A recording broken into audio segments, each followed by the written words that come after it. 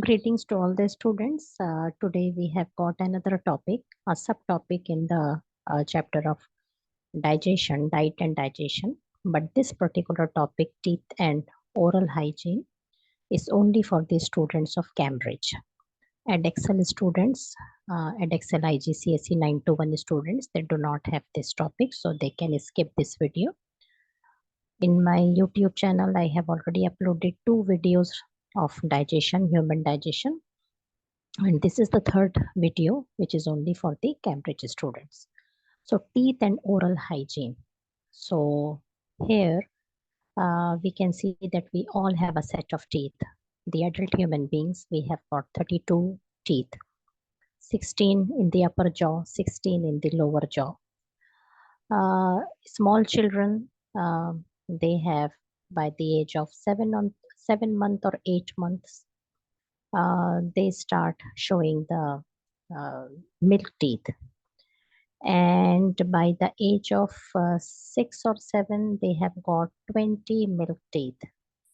Then the milk teeth fall and they are replaced by the permanent teeth. So the adults 7 years age onward, people have got usually 32 teeth in the upper, 16 and lower jaw 16, so total 32 teeth. Okay, so what is the function of teeth? Why do we have teeth in our mouth, in our oral cavity, buccal cavity? We have got teeth in our mouth so that we can tear the food, we can bite the food, we can crush the food, we can grind the food, and we can, convert the food from solid to the paste form by chewing and by mixing it with saliva so that we can easily swallow it.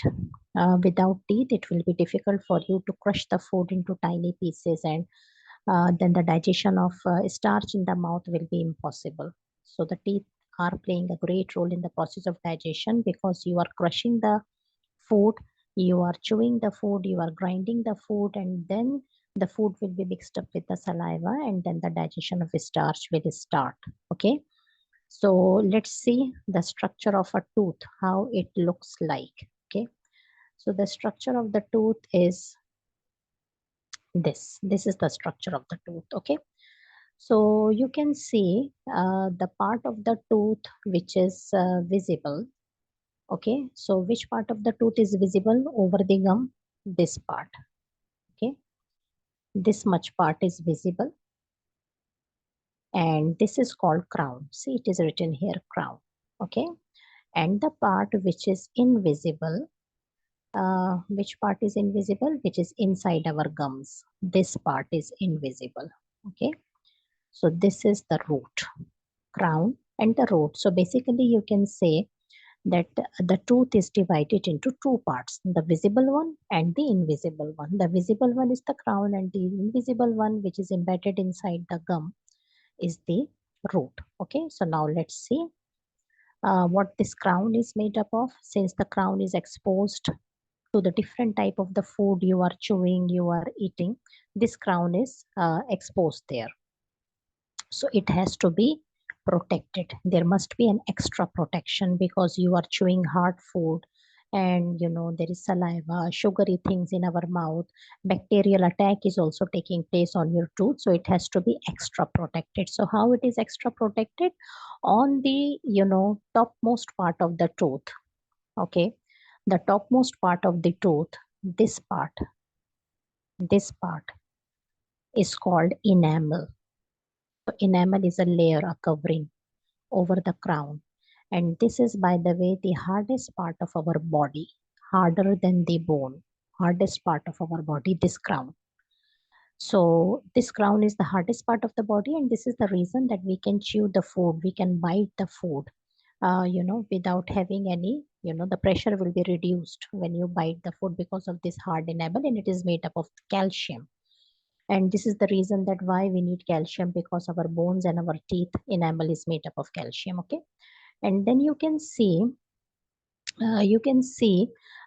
this part of our tooth, this part of our tooth, this part right under the enamel, this part is called dentine. Okay, this part is called dentine. So it is not as hard as the crown.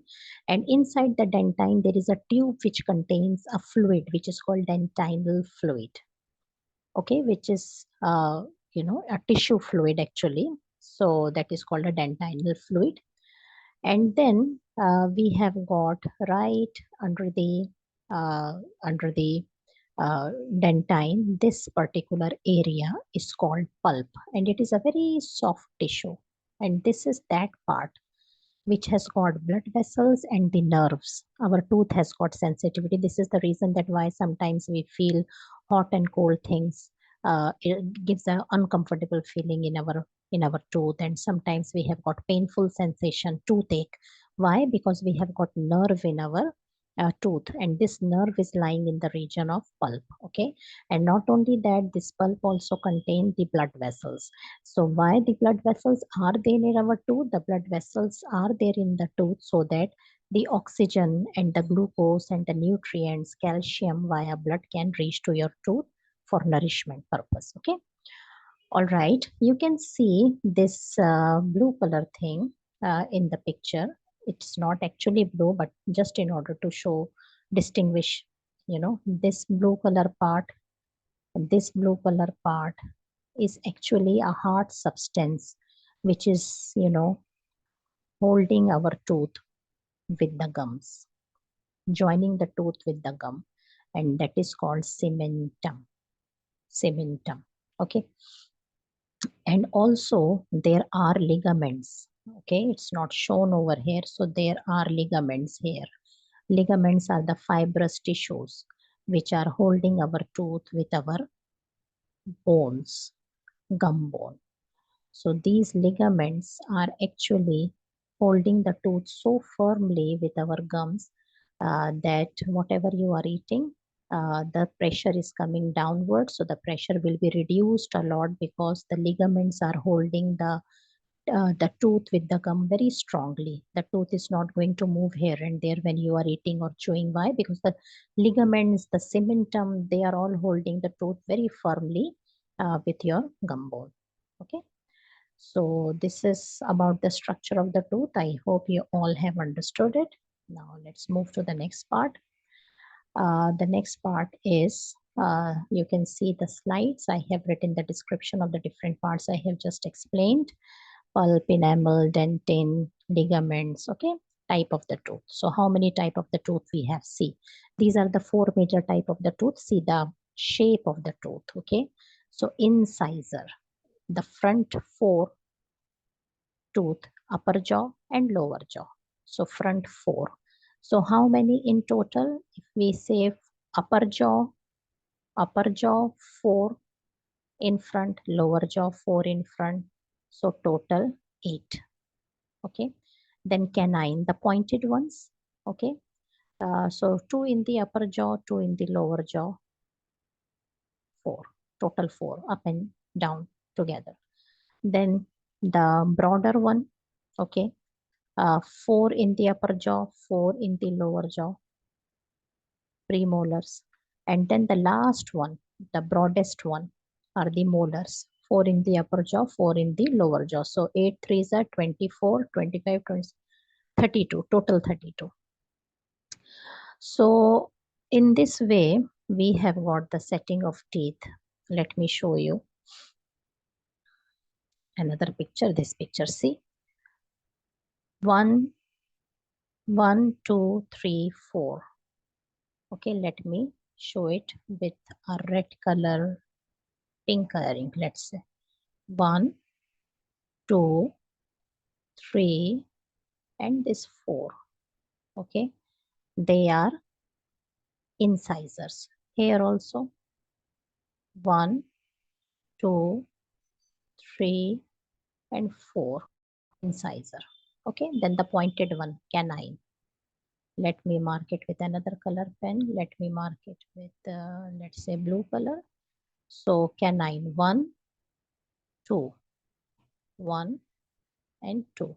Okay, then here we can see only, one premolar and one molar, but we have got 2 here, 2 here.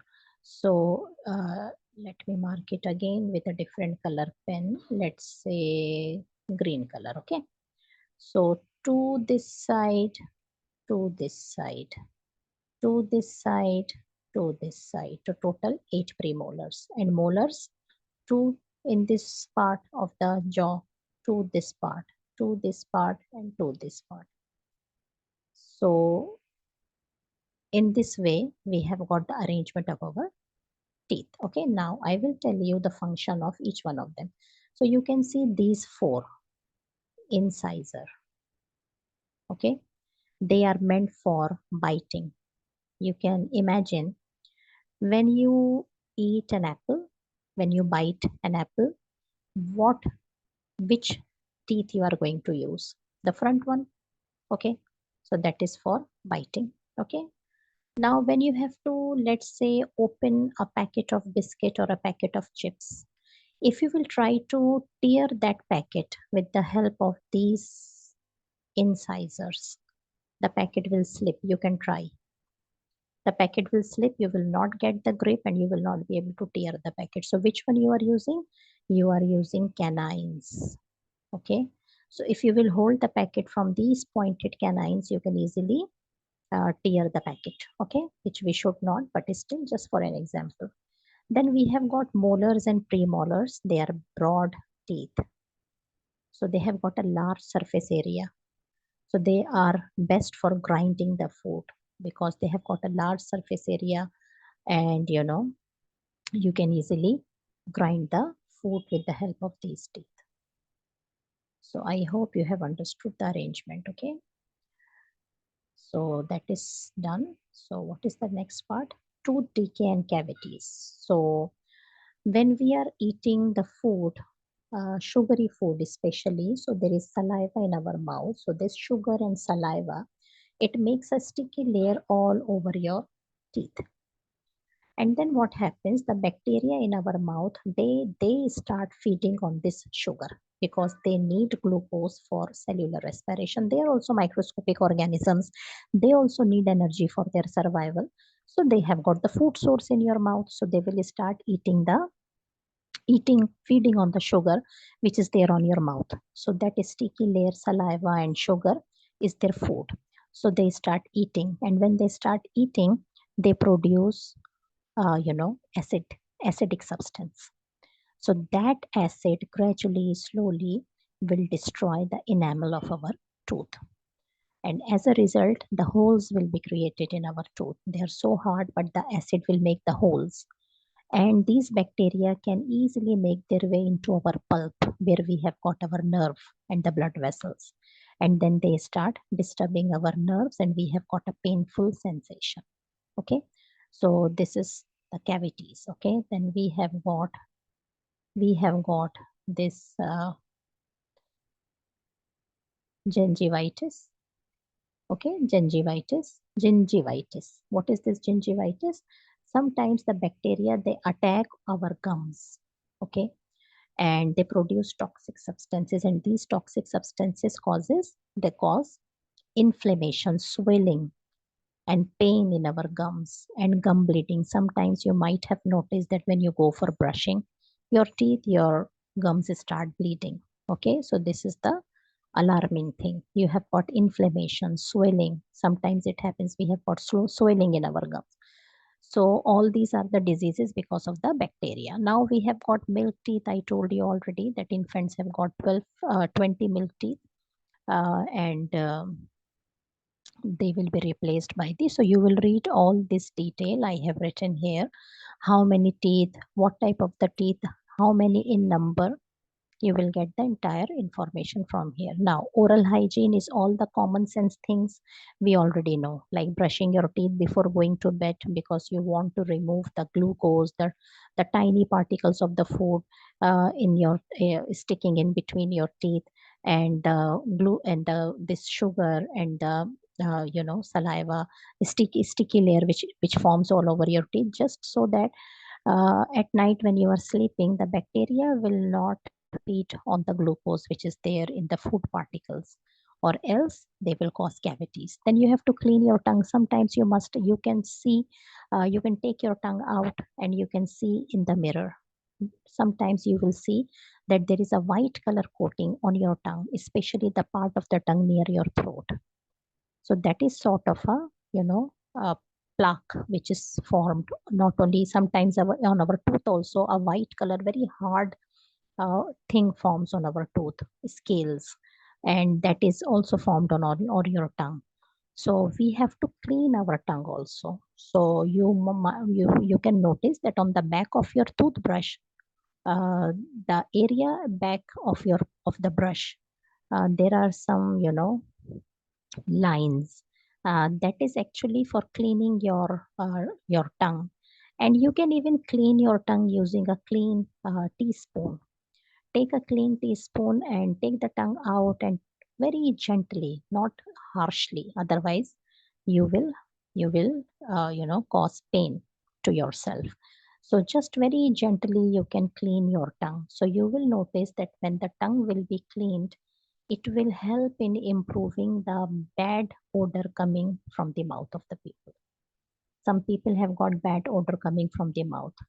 That can be various reasons. Bacterial decomposition is taking place. Bacteria are producing, you know, harmful chemicals. Bacteria are producing a chemical which contains sulfur that deposit in our mouth and in our throat, and that causes bad odor. So you have to clean your tongue. You have to, drink lots of water, so that that compound which contains sulfur in it will be dissolved in water and it will be passed out of your body by urination. So drinking lots of water, cleaning the tongue, brushing, flossing. You can take a thread and floss your teeth, and you can use mouthwash. These all things will improve the oral, condition. Bacteria will not be able to, damage your teeth or will not cause bad odor. All these things. So these are all the common sense things we already know. So I hope this video will be helpful for you. And it is not such a big topic, it is a very small topic. The important things, let me tell you, in this chapter is the structure of the tooth we have seen. Okay, this is structure of the tooth is very important, and the type of the tooth. Okay, number of the milk teeth a child has, that is important.